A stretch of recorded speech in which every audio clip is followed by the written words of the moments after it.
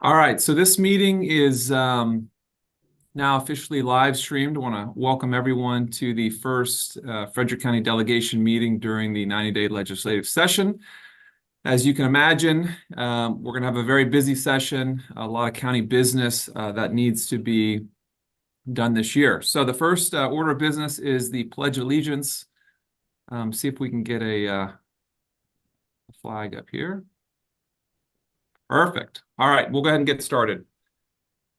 Pledge allegiance to the flag of the United States of America, to the republic for which which stands one nation, God, under God, indivisible, and justice for all. Justice for all.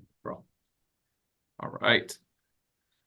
So again, welcome everybody to our delegation meeting. We have a jam-packed agenda today. We want to get everybody out of here in a prompt and prudent time frame. So we're going to go ahead and get into the business. The first order of business is the delegation leadership elections. And I wanted just to put out a statement, prior to doing so. I think, as many of you know, we have a very large delegation, 15 members. It spans across 4 legislative districts. So District 2, District 3, District 4, and District 5. And it's a very diverse, both geographically and politically county. So one recommendation that I have, and obviously it's the will of the delegation, but a suggestion that I have going forward is I'd really like to see District 3 have a couple point of contact lead individuals to assist the delegation with priorities pertaining to District 3. There's a couple individuals that I have in mind that I think would do a good job at it. And I think it's important going forward that the delegation continues to work well together. At the end of the day, we all have what's best in mind for Frederick County. So I didn't know, for the good of the order, I thought on the House side, I don't know if Delegate Kerr would be interested in taking a lead as being kind of the point person for legislative matters for District 3 that can work alongside the chair and the vice chair, whoever those individuals are going to be, and then possibly Karen Lewis-Young on the Senate side. Again, what we want is we want to know what the priorities are for District 3. We want to work well with these individuals to make sure that all the concerns throughout the county are being met. So it's just a suggestion. I know we're always trying to improve communication within the county and with our colleagues. My gut feeling is that we're going to have a very productive year. There's going to be a lot of working together. I know there's a lot of legislation that members of across the delegation are working well together on. So I look forward to having a productive discussion and a good working team. So with that, we're going to go ahead and open it up for nominations. And the first election is for the chairman of the delegation. So open to any nominations. I move to, it's Delegate Miller. I move to elect Delegate Jesse Pippy as chair of our delegation. Okay. Is there a second? Delegate second, Valentine. Delegate. I would like to second that nomination. Okay. Seconded by Delegate Valentine. Is there any discussion on that nomination and second? Okay. Are there any additional nominations? Okay. And if you have your hand up, if you can speak up, if am I missing any? Okay, Senator Lewis-Young.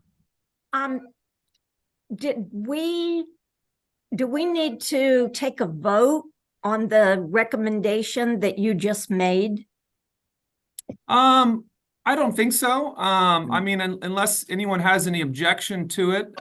Just ask unanimous consent, Mr. Chairman. Sure. Let's do with the recommendation of having a lead point for District 3 of Delegate Kerr. and Senator Karen Lewis Young. That's kind of the recommendation. Well, we have a motion on the floor, though. I know. That's So right. procedurally, That I-20 Bagel Identity Bagel. all right. So let's do this. We're going to walk it back for a second. We're going to hold on the nomination for chair for 1 second. Any objection to having lead individuals for District 3 for the good of the order? Well, procedurally, that's not correct, Mr. Chairman. You've got to finish your vote or you've got to have them withdraw the nomination. All right. So let's do this. Well, that's fine. We got a motion on the floor for chair. We got a second. We're in discussion, and then we're going to move into that other item. So let's call the vote on that. And we're going to do unless we can do it by unanimous consent here, I don't think we need to do a roll call. So any opposed? Okay. So I appreciate that, and I look forward to working very hard on every member in this delegation's behalf for this year. Now, to Senator Lewis Young's suggestion, is there any objection to having Delegate Kerr, Senator Lewis Young kind of appointed the lead for District 3 to work alongside the chair and ultimately who's going to be the vice chair for this committee? Any objection or discussion for that matter? Yeah, I have something, Mr. Chairman. Yes, sir. I just want to be clear. That this is not procedurally speaking, they still follow the delegation's wishes, that they are a part of the delegation. And I think it's a good idea to have that voice for District 3, but that there's no attempts to usurp the authority of the delegation by going outside of the delegation. That's my only, I want to make sure that we're still, any of their things that they're moving forward with, they still bring them through the delegation, and then they can move beyond the delegation with the delegation approval. Yeah, I mean, my thought is that it's an opportunity for increased open lines of communication. It's an opportunity for the delegation chair and vice chair to kind of work more one-on-one with those individuals to make sure that their concerns are met. But yes, we're going to still have obviously the appropriate procedures in place, for running a delegation meeting. But I think I think that answers your question, Senator Fulton. Is that fair? Okay. Senator Lewis Young?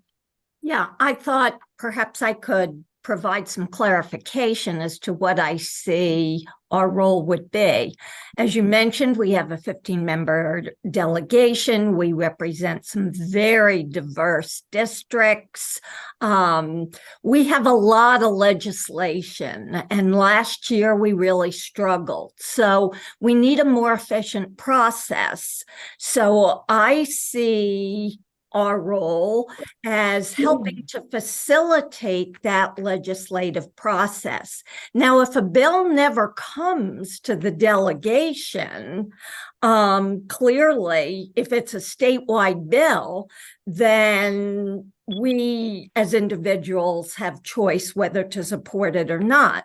However, if a bill comes to the delegation and if it's turned down, then clearly we wouldn't bring that bill forward. But if a bill is approved, I would see it as our job to do everything possible to facilitate the rapid movement of that delegation bill, whether we voted for it or not, get it out of rules, etc. And I hope that provides some clarification to the senator's question. Yeah, I think so. And all right, so it sounds like, unless anyone has any other thoughts or suggestions, it sounds like we're all in agreement, and we're looking forward to working collaboratively together and moving the needle forward. So I think this is a good thing. The next item moving along here is the election of the vice chairman. So are there any nominations for vice chair? Mr. Chairman, Delegate Valentine here. Yes, I'd sir. like- I'd like to nominate Senator Folden for the position of Vice Chair for the Frederick County Delegation. I'd Okay. like to second that. Delegate Miller. Okay, so thank you, Delegate Valentine and Delegate Miller. So there's a nomination for Senator Folden to be Vice Chair. There's a second. Any discussion on that nomination for Vice Chair? All right, seeing none, are there any additional nominations for Vice Chair? Senator Lewis Young, is that hand still up from before or? Okay, all right, so you're good. All right, so hearing none, we can do this, I guess, similar to we did the chair by acclamation. Unless there's any objections, it'll be by unanimous consent. So we'll record that. So congratulations, Senator Folden, on being the vice chair. I'll just say this briefly, and I said it already. I look forward to working with each of you collaboratively on our collective projects and legislation to move Frederick County forward. We're going to have a productive year, and our county is going to lead by example. Senator Folden, did you have any brief comments before we get into the business? No, sir, Mr. Chairman. I appreciate the support, and I appreciate Senator Lewis Young's comments about working together for the betterment of Frederick County. All right, wonderful. All right, so the first, we sent out an agenda, and I just wanted to put out that we are going to hear everything this year. There's going to be a lot more items that are going to pop up on the agenda. What we're doing is, if you have a bill that has been drafted and you have an LR number, we can put that on the agenda. If we don't have a draft, obviously there's only so much we can talk about because we kind of don't have the final language. So we're not picking and choosing what goes on the agenda. We're just putting what is ready to go on the agenda. And so, for example, if somebody has a letter of recommendation they want us to look at and it's ready, it goes on the agenda. If it's not ready, we can put it on the agenda next time. So, but it's a work in progress. So these are the items that we had ready for today. That's what we're working on. So the first item I'd like to call forward is the Middletown, the wastewater treatment folks. I think Paul Mantello is here. And Paul, if you just want to give a 30-second overview of what you're asking here, and then we can put it before the delegation. Sure. Thank you very much, Chair Pippy, and congratulations on your reappointment. You too, Vice Chair Folden. And thank you to the delegation for allowing us to speak today. We are requesting 2 letters of support. One is for a capital budget request we submitted to Secretary Grady in October. And we are asking for your support for a $10 million budget request to help us pay for a rather large wastewater treatment plant project that has been mandated by MDE. We have to decommission one of our wastewater treatment plants and completely renovate the other one. It comes with a $40 million price tag, and the Bay Restoration Fund will pay for 70% of it, but that still leaves us on the hook for 10 or 12 million. And as you can imagine, that's unaffordable for a small rural town of 5,000 with stagnant growth. So we are first requesting a letter of support for that. The second letter of support we're asking for, and what we feel is probably the easiest and most well-suited vehicle to assist the town in the same project, is asking MDE to allocate a little bit more Bay Restoration funding to this project. We feel we have pretty unique circumstances. It's very unusual for a small rural town to have 2 wastewater treatment plants, and usually the typical renovation for this type of state mandate, you're looking at maybe a $10 or $12 million project, not a $40 million project. So we don't feel that the Maryland Department of the Environment's Bay Restoration Fund allocation criteria are taking that into consideration, and we would like your support in that regard as well. So thank you very much for your consideration, and again, thank you for hearing us today. Of course. So every delegation member should have, and then I'll get to the members. They should have a copy of the letters, and just from my perspective, it's the MDE is the ones that's requiring you to, I think they're not renewing a permit, right? And that's part of the issue, and it's forcing you into this situation. But let's get to the members. Senator Lewis Young, you have. Yeah, I do have a question. We all know this is going to be a very difficult budget year, particularly for capital projects. My understanding of your financial problem is the way that MDE has analyzed your project. There's some contention, and in fact, I wrote a letter about it because I thought that they described your particular situation incorrectly, and had they described it correctly, you would have been eligible for 100% funding. I think that's the better route to go, to try to get them to reclassify the project. So I have two questions. And by the way, someone needs to mute because there's background noise. One is, where are we with that? Are we seeing any movement on MD's part to rethink their classification of your project?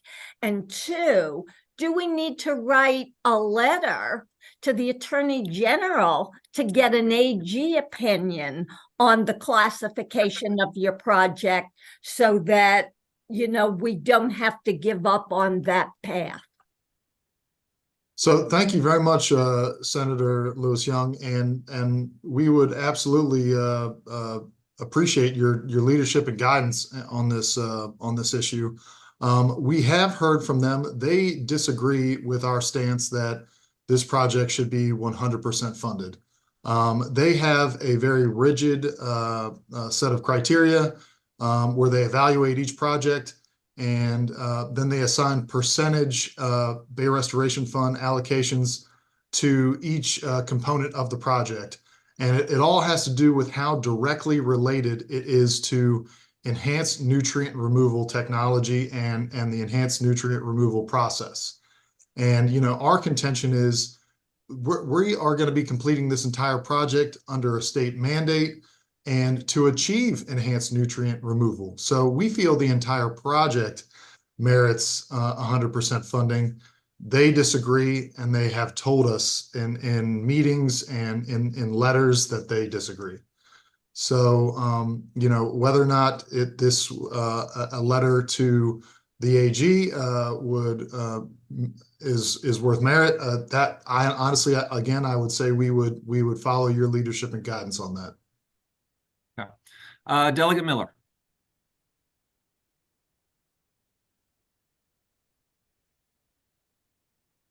I think, Delegate, you're muted. Okay, thank you, Chair. Given the information that was just provided, and I thank Paul for that, I'm comfortable with going ahead with at least the letters of support, and then if pursuing an AG opinion, I mean, because we know who knows how long that will take. So I'm certainly comfortable with letter of support. The water is a critical issue, especially in the town, and I'm comfortable making a motion to do that if you feel it's appropriate, if we don't need any more time for discussion or looking into it.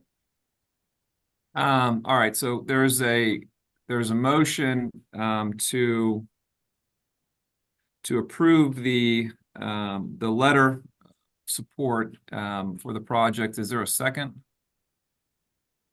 I have a question. Let me get a second, and then we'll go into discussion. I'll second it, Senator Bolden. All right, Senator Folden seconds. All right, Delegate Kerr. Thank you, Mr. Chairman. I may be mistaken, but I was under the impression that agenda items that appear this week would be voted on next week. So, and look, for the legislation, that's what we were doing. For the letters, I had it on the agenda as discussion and then possibly vote if that was the will of the committee. I mean, so my thought and just my 2 cents on it is, you know, MDE has the total authority to renew their permit or not renew it. So they are choosing to not renew it, which is forcing a municipality of 5,000 people to have a $40 million wastewater, project. In my opinion, it would be better for them to just renew it and work out some sort of other suggestion, like maybe Senator Lewis Young had. So I think these letters are basically saying, look, you have the power to help this town and give them some flexibility with this project, or if you're not, then pay for it, because they don't have the money. To me, it's wholly within their ability and authority to give this project a some gray area, and it sounds like they've been kind of tough on them. So I don't see any harm to writing a letter saying, look, it's kind of like, if you want us to do it, then pay for it. If you don't, then give them the flexibility to figure out an alternative way. So. Thank you for the clarification, Mr. Chairman. I see the distinction on the agenda now. Oh, okay. All right. Yeah, and we can adjust. I mean, just going forward, if folks need a week to look at a letter, we can always do that. For the letters, I thought we could discuss it and do it, but the legislation, we're going to have a full week. So, Delegate Weigel. Thank you, Mr. Chairman. Should the letter ask what you just stated, that we ask MDE to consider renewing that permit on an interim basis until the issue can be worked out? Paul, what do you think? Well, we can ask them to do that. I can tell you that they have been very reluctant. In fact, we had to request them to formally advise us that, in fact, our permit would not be renewed. In other words, when it came time to reapply for our permit here coming up in 2025, that is when they were going to give us the bad news. We could kind of see the writing on the wall and requested an earlier formal notification from them. They might be reluctant to do something like that. I would certainly be. I liked everything you said, Delegate Pippi. Honestly, I think that it needs to be reevaluated. I think it is a very important project, one that we can't afford, and I think MDE needs to be convinced that their allocation policy needs to at least have some discretion built in for unique circumstances like ours. I think it works well for most communities. It obviously does not work well for us because of again our very unique circumstances. So and they are unwilling to break their policy and to break their evaluation. And anything that the delegation could do and say to persuade them otherwise, we would be very appreciative of. So what about this? And then I know Senator Lewis Young and Senator Folden and Delegate Simpson have their hands up. What if we did this, and then I'll let them chime in on it? What if we modified the letters to say, with that first option, hey, would you work with us? And then if you can't, then we want $11 million. So we kind of give them an option saying, hey, we really need your support, but if you can't, in the alternative, we want $11 million. So, I mean, would you be open to that if we modify those letters and then maybe put it back on the agenda for next week? Sure, absolutely. Okay. All right. I'm going to go in order here, just the hands, and then we gotta move on because we got an agenda. So, Senator Lewis Young. Okay, given the dollar amount of this project, I think it's appropriate to go multiple paths, because if one path doesn't work, then we have a backup or two. Just for your information, I want you all to know why I got involved in a District 4 project. My chair called me up and asked me to, because this is the kind of issue that comes to our committee. So I wrote a letter. I did copy Senator Folden. The last I spoke with my chair, he told me that he told MDE to find a solution, to work it out. So I will circle back with my chair and see if I can get him involved to make sure that whatever path we go, you have a solution and you're not stuck with a bill that essentially destroys your budget. Okay. Senator Folden. Thank you, Mr. Chairman. Hey, Paul, again, Senator Lewis Young and I are thinking along a similar vein here, which is kind of concerning to me. However, having said that, can you get me the copy? I really want to know who the person is. You keep saying they, but I want to know who the person is because we've had other issues with MDE recently in the county. I'd like to get a copy of the letter as to who's sending you back those rejections or those notifications modifying this so that we can.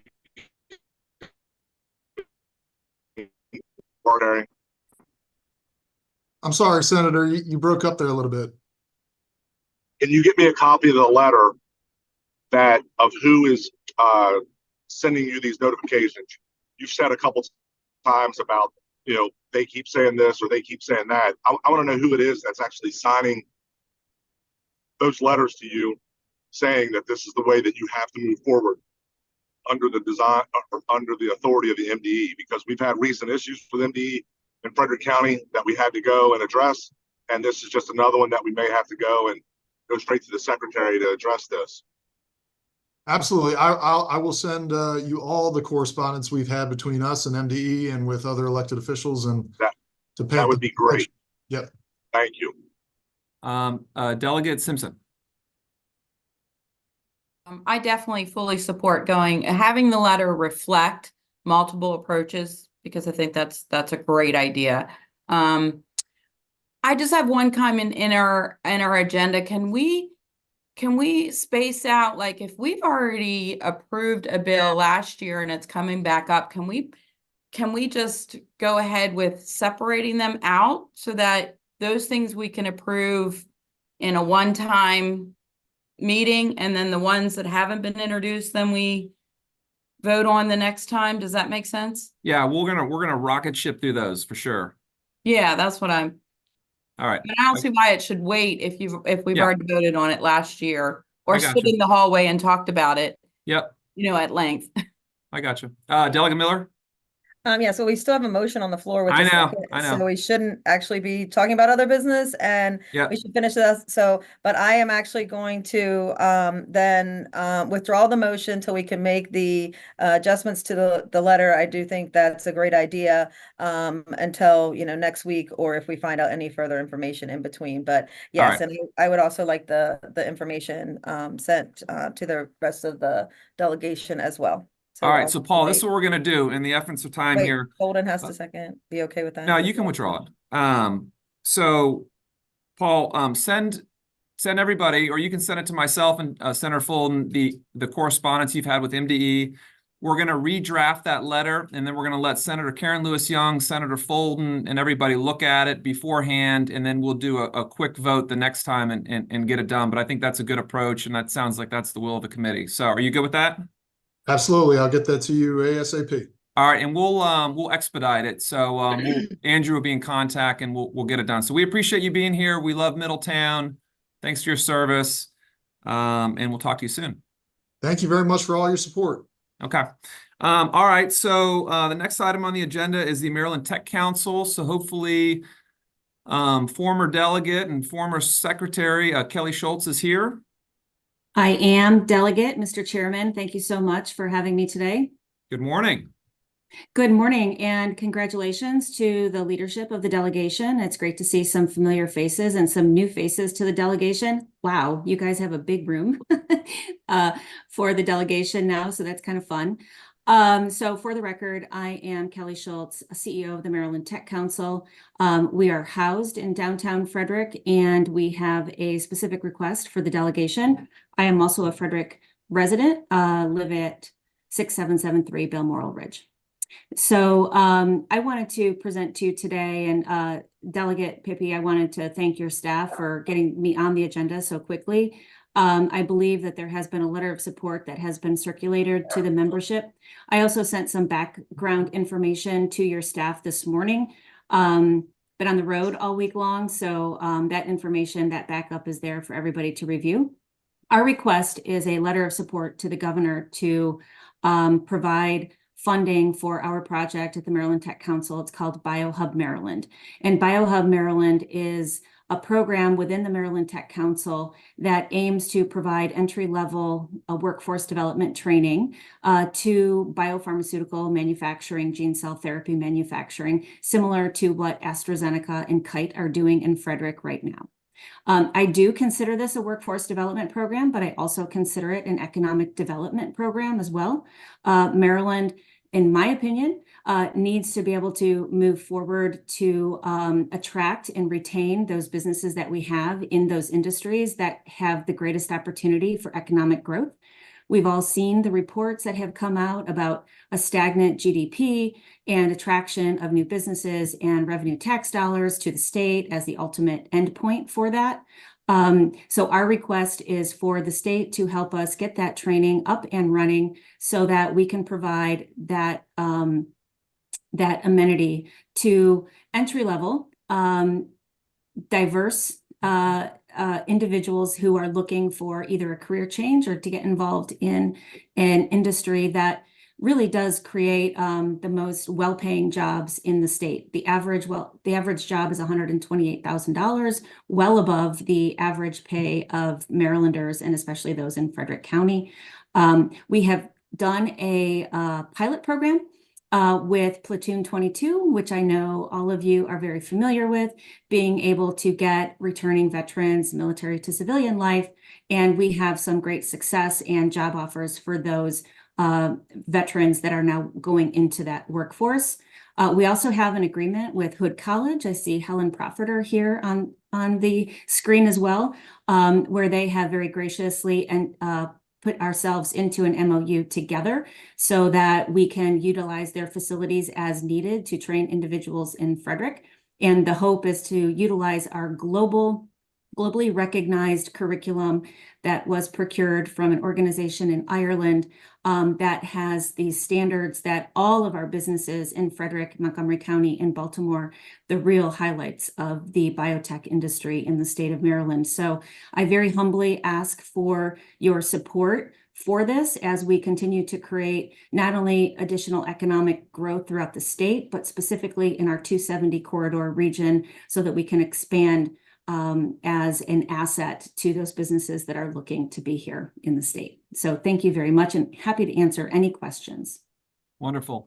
Thank you, Kelly. And for those of you that don't know, the Tech Council is actually housed right downtown Frederick. So it's kind of a local connection there as well. Are there any questions, concerns about the letter? And if not, is there a motion to approve the delegation support? Mr. Chair, I move that we approve the delegation support. This delegate was fair. Okay, thank you, Delegate Fair. I'll second it's Delegate Miller. Second, Delegate Miller. Okay, there's a motion and a second. Any discussion? Hearing none, seeing none. All those in favor signify by saying aye. Aye. Aye. Any opposed? All right. Well, Kelly, we will, Senator Folden and I will sign that letter today. We'll get that back to you and keep up the good work. And please don't hesitate to reach out if there's anything we can do for you or continue to create those $128,000 jobs in Frederick County. Thank you. And we'll have you all at a groundbreaking sometime soon. Appreciate Fantastic. you all. Thank you. Thank you. Enjoy your day. You too. All right. So moving on, and per Delegate Simpson's suggestions, we're going to go into the local gaming and authorization. This is the electric tip jar dispensers legislation that we all, I believe, unanimously approved last year as a delegation bill. So is there any discussion on that bill being reintroduced as a delegation bill this year? Move favorable. All right. Delegate Kerr? I just wanted to give an update. We have a bill number, HB 277. Okay, so you dropped it. Perfect. All right. Did you want to, well, so real quick, let's do this. So we have a motion. Is there a second? You want to be the second, Ken? Sure, I'll second. All right. Delegate Kerr seconds. So in discussion, you dropped it already. Would you like to convert it to a delegation bill? Yes, I'll do that. Or I guess we can do that. Well, I think that you and the vice chair need to convert it to a delegation bill. Okay, all right. So the motion and the second is for this to proceed forward as a delegation bill. Any discussion? If not, all those in favor signify, and we're voting because it's just, there's no point in waiting for this, right? Right. Okay. All those in favor signify by saying aye. Aye. Aye. Aye. All right, any opposition? Hearing none. Okay, so Kerr, we will we'll get that done today with the converting of the name and all that stuff. All right, moving on.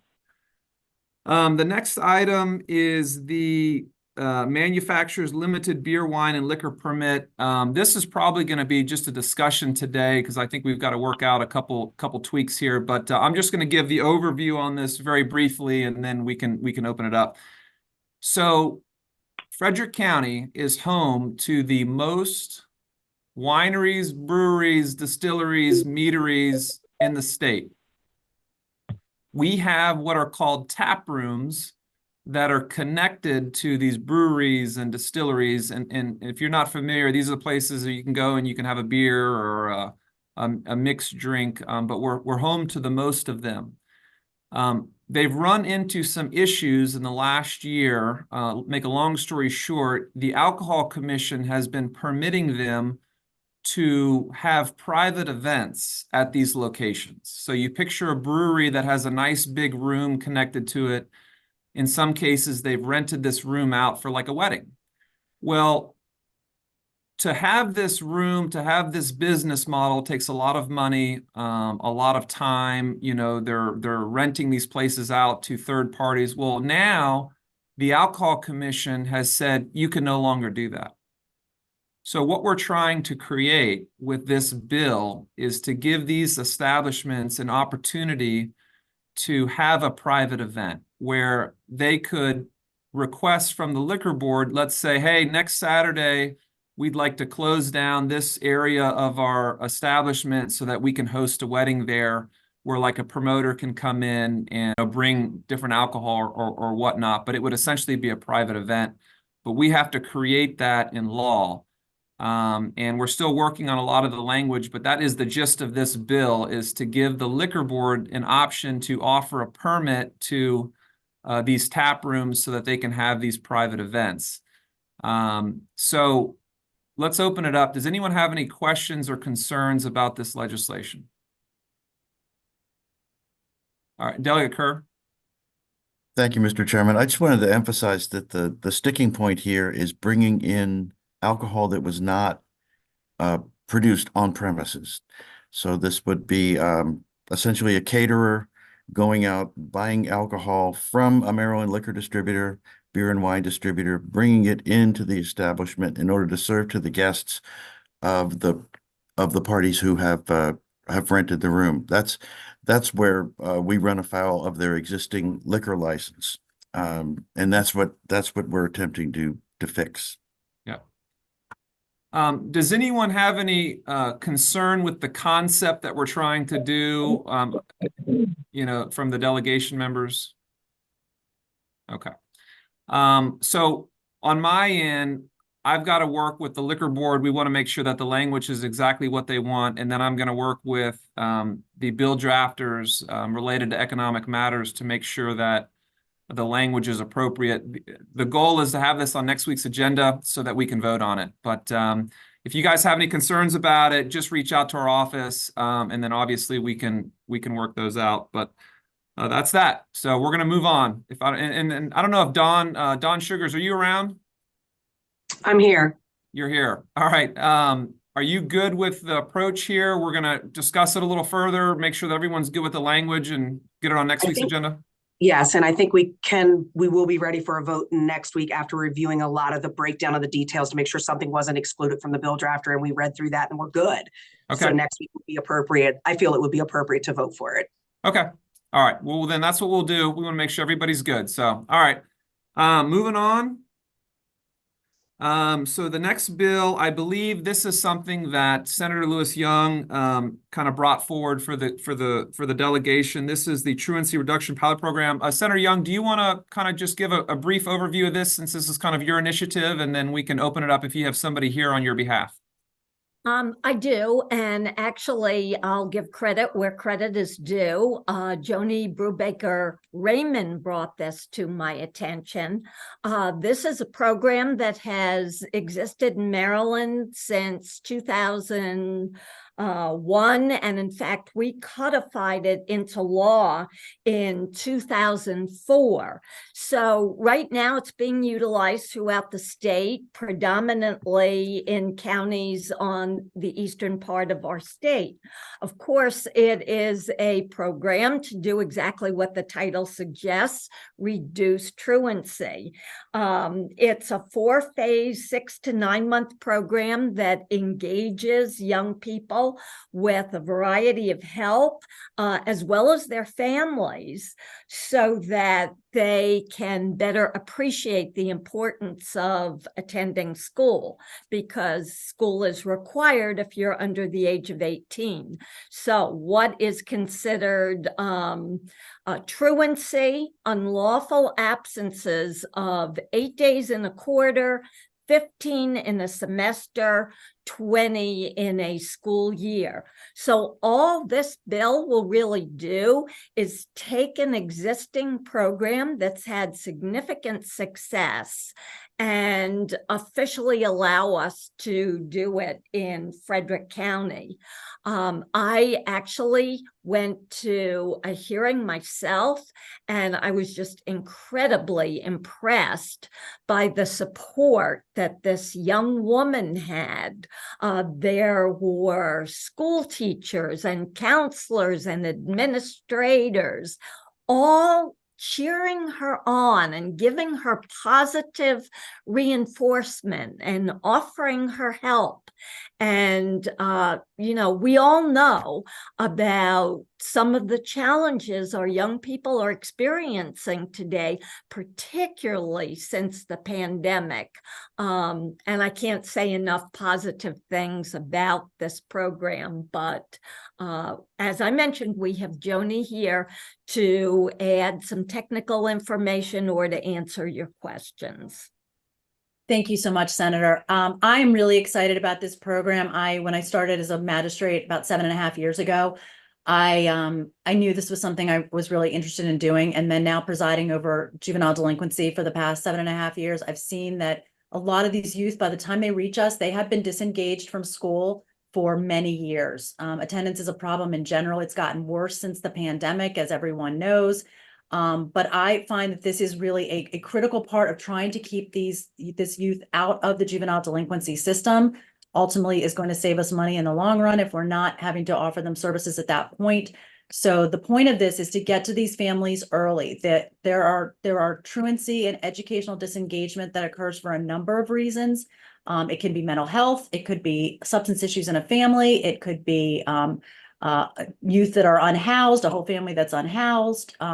It could be bullying, a lot of things. And the school works really hard. I have Dana Falls here, who's our Director of Student Services for Frederick County Public Schools, who was part of the stakeholders group that we got this started. Right before COVID happened, we were starting this process of putting this together. And he will tell you that they work really hard. The personnel workers work very hard in the schools to try to offer everything they can.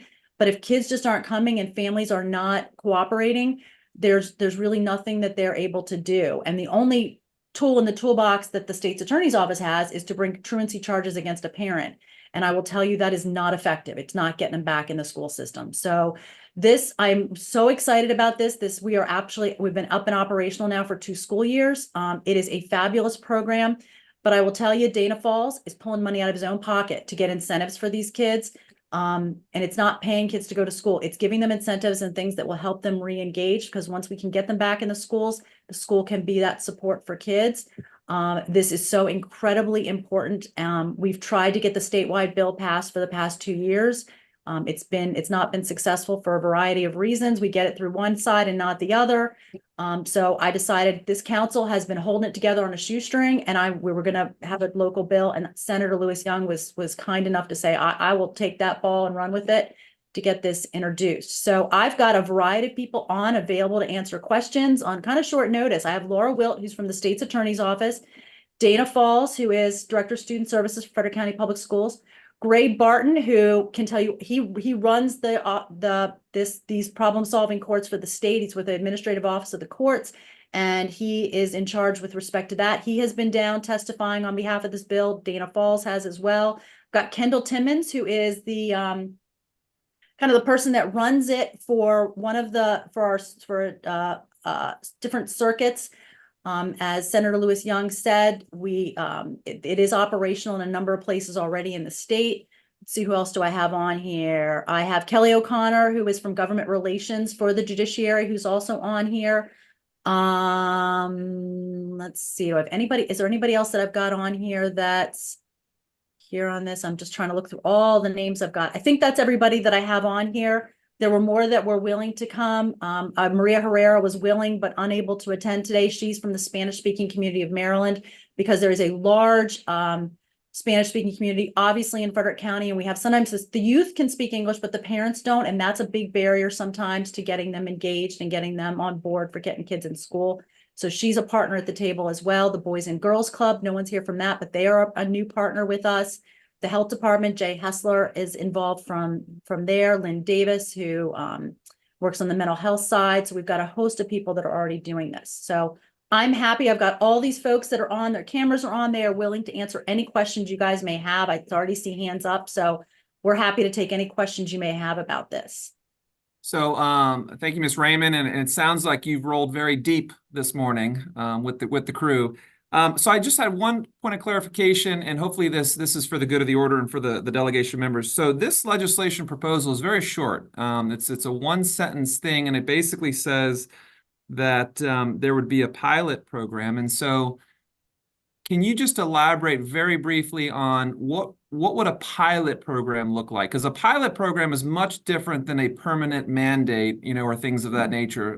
So did you have something in mind for what a pilot would look like a year? Because there's no description. Yeah. No, there's a statutory authority. See if I have it in front of me. We have statutory authority. There's already a pilot that's been established since 2001 within the state of Maryland, and there are counties such as Hartford, Prince George's, Cecil, a number of Eastern Shore counties that are already doing this. They're part of the pilot. And what the statewide bill attempted to do was take off the pilot basically and authorize these to be established statewide. Because that didn't pass, we're just seeking to be included. It's just adding one more county to what's called a pilot, to add them to that. Montgomery County is doing the same thing. They have a bill that's going to be a local bill that's going to be introduced. Washington County, my understanding is they are as well, because I've gotten them to all drink the Kool-Aid as well, and they've learned about what we've done. And I think Kendall Timmons actually spoke with Washington County and maybe even Montgomery County to tell them how amazing this program is. So it's not really a pilot for us per se. It's just permitting us to join the already existing pilot program in the state. Gotcha. Okay. Great. Did I get that right? Yeah, it sounds like it. Okay. Yeah. Delegate Miller. Yes, thank you. So I would like actually some more information about this. Obviously, a lot of these pilot programs have been running a long time. Do you have information that you could get me about the number of truancy charges against parents that have been either dropped or resolved, or are there less rates of charges against parents? Because with the compulsory age to 18, it is often difficult for parents, when they get above a certain age. So, I'd like some more information on that, if you have it, on success rates of that. And then another concern I've had is as far as attendance. You're right, it can be other things, particularly chronic illness is a big thing, especially if they don't have a 504 plan. So how you work that into it, the mental health, the behavioral, the bullying can all play roles in this. And so I like that you have the multi-tiered approach, but I would like some more information. I think this is going to be a Laura Wilt, a Dana Falls, and maybe even a Kendall Timmons question to answer. So I'll start with Laura on the rates of truancy, how they're handled. You're muted, Laura. The issue of charging the parents. The whole purpose of the truancy program is that the issue of a child not attending school gets referred to the Truancy Reduction Council. We do not talk about charges to start. It goes to Truancy Reduction Council. Every effort is made to figure out what the barrier is to getting that youth to school. We figure out whether or not it's the youth refusal or it's the parents active, like, I don't care if my kid goes to school. You know, we put time and effort into figuring out what the barrier is. If the barrier is not a parent refusal to comply with the law, there cannot be, and there has not been any charges set. It is, there have been, and I believe the number is 3 in the 2.5 years we've been doing this, and I know somebody will correct me if I have the time frame wrong. We've had 3 parents who have had their youth, their students sent to this program, and then their case has been sent to the district court because they refused to. We offered therapy, they wouldn't engage, they wouldn't go to the therapy. That if the parent refuses, that is the only time a charge can be brought. In all our time with Truancy Reduction Council, no child has been brought to any agency or court as a result. They have only been offered services. That's what we do. Does that answer your question regarding charges? Okay, thank you. Well, Laura, good to see you. I'm sorry? Good to see you this morning. Oh, good to see you. All right. So, and Dana Falls, I see you have your hand up. One thing I just want to keep in mind for everyone is that I try to get us out of here in about an hour because we have members that have other meetings after this. So what I would recommend is, Ms. Raymond, what we'll do is Andrew's going to reach out to you today and give you an opportunity to have your crew share some additional information for the members so that they can get all their questions answered between now and next week when we officially vote on it. But I want to get to Delegate Fair. I think Delegate Fair, you had your hand up. I'm good. My question was answered. Thank you. You're good. Okay. All right, Dana, if you just want to just give a 30-second brief, and then we're gonna move on because we've got another couple items on the agenda. Go ahead, sir. Thank you. I appreciate the opportunity, and I just wanted to answer the second part of the question, which had to do with the illness-related absences versus truancy, because we are focused through this process only on truancy. We discover through the referral to the Truancy Reduction Council sometimes that the root cause may be a mental illness or maybe other factors within the family that we are providing wraparound supports for. So this really only applies to truant, which is unlawful absences that exceed 8 1/4, 15 in a semester, or 20 in a school year. Chronic absenteeism is different. It's another measure, but that chronic absenteeism includes lawful absence and unlawful absence. So this is focused on truancy. Okay. Well, thank you for that clarification. So I want to thank Ms. Raymond Magistrate Raymond for being here, Your Honor. And I want to thank all the folks that came with her. I would imagine members are going to have additional questions in between now and next week. It seems a very interesting proposal, and I imagine since it's been going on in other counties, we can get some pretty substantive information, any questions answered between now and then. So again, thank you very much, and we appreciate you coming on. So we're going to move on to the... Much appreciate it. Of course, thank you. We're going to move on to the last legislative item of the agenda that at least we have on the agenda today, and that is the salary work group for the position of sheriff. And again, I'll go, Senator Lewis Young, you put this forward, if you wouldn't mind briefing the members on that.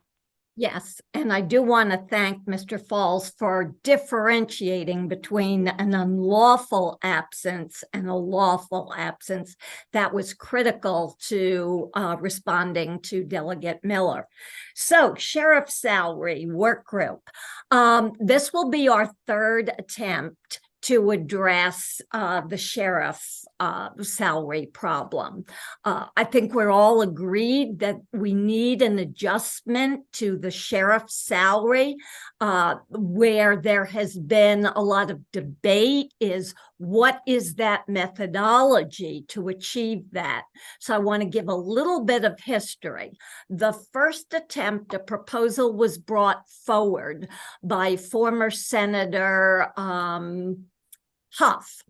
And we worked on it quite a bit. We came to a compromise. It passed in the Senate. It was defeated on the House floor. I will tell you that everyone in this delegation who was present at the time voted for this bill because we worked out a reasonable compromise in our delegation, and therefore we supported it on the floor. Unfortunately, let's just say the timing was wrong. The second attempt, there were it passed in the Senate, not in the House. There were some concerns about the methodology. By the way, the first time we did it, we had the support of Joyce Schaefer, the county executive's legislative liaison, who did quite a bit of comparative analysis for us. So I talked to a member of leadership in the House, and I said, what will it take to get this bill through the House? So the bill you have before you is essentially what was prescribed to me as a methodology that is likely to make it through the House. It's basically a three-part process. Year one, we set up a work group. It's a bipartisan work group of our delegation, 2 people from the House, 2 people from the Senate, equal party splits. That work group is assigned for, once the bill passes, there's an extra 7 months in the year, plus all of next year, to work with the county executive's legislative liaison and do the appropriate research, look at sheriff salaries across the state, as well as other law enforcement positions that are relevant. Year 2, the work group would make a recommendation. And year 3, we would bring it before the delegation or before the General Assembly and vote on it. So why such a long process? Why do we not vote on it until year 3? Just as a reminder, you cannot change a sheriff's salary during the current administration. It would have to be for the next one. So by doing it the year of the election, not only do we have the most current information about competitive salaries, but circumstances. You know, does the sheriff have more responsibilities 2 years down the road than today, or less responsibilities? So it puts us in a position of, 1, making a database decision, having it bipartisan, which I believe is critical, and thirdly, very time sensitive, so that we're aligned with the calendar. That's what this bill does. I have also bounced it off leadership in the Senate, and they're fine with it too. So up to this delegation if you want to pursue this, but I truly believe we need to get this done, and this is the way it needs to be done. All right. Thank you, Senator Lewis Young. Are there any comments, questions from the delegation about this initiative? Let me see, scroll my list here.